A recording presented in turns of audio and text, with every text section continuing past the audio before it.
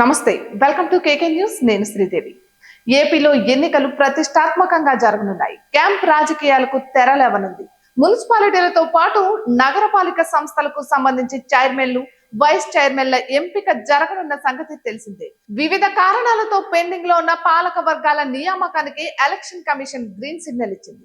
ఈ నేపథ్యంలో చాలా మున్సిపాలిటీలకు సంబంధించి క్యాంప్ రాజకీయాలు ప్రారంభమయ్యాయి. తాజాగా హిందూపురం నియోజకవర్గంలో అదే పరిస్థితి నెలకొంది. హిందూపురం మున్సిపాలిటీకి గత కొంతకాలంగా చైర్పర్సన్ లేరు. అధికారులే మున్సిపాలిటీని నడుపుతూ వచ్చారు.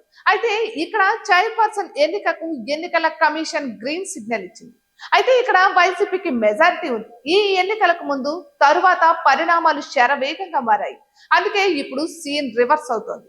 చైర్పర్సన్ ఎన్నిక ప్రతిష్టాత్మకంగా మారింది. మున్సిపల్ ఎన్నికల్లో హిందూపురం మున్సిపాలిటీని వైసీపీ గెలుచుకుంది. ఇక్కడ 38 వార్డులకు గాను 30 వార్డులను వైసీపీ ఏకపక్షంగా కైవసం చేసుకుంది. తెలుగుదేశం పార్టీ 8 వార్డులకు పరిమితమైంది. ఇక దీంతో మున్సిపల్ పీఠం వైసీపీ చేజిక్కించుకుంది. అయితే ఈ ఎన్నికల్లో బాలకృష్ణ హిందూపురం నుంచి ఎమ్మెల్యేగా గెలిచారు. హ్యాట్రిక్ విజయం సాధించారు.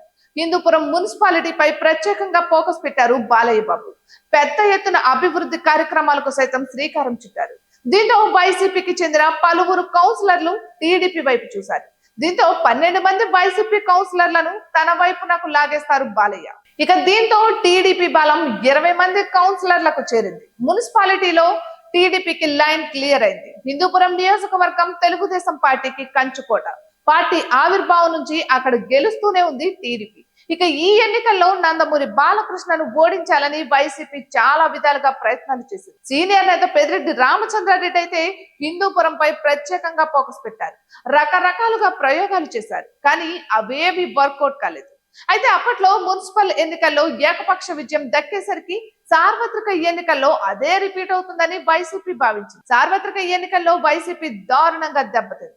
ఇక ఇప్పుడు ఏకంగా మున్సిపల్ పీఠాన్ని వదులుకునే పరిస్థితి వచ్చింది. ఇటువంటి మరెన్నో వీడియోస్ కోసం కేకే న్యూస్ తెలుగు ఛానల్ ని సబ్స్క్రైబ్ చేసుకోండి.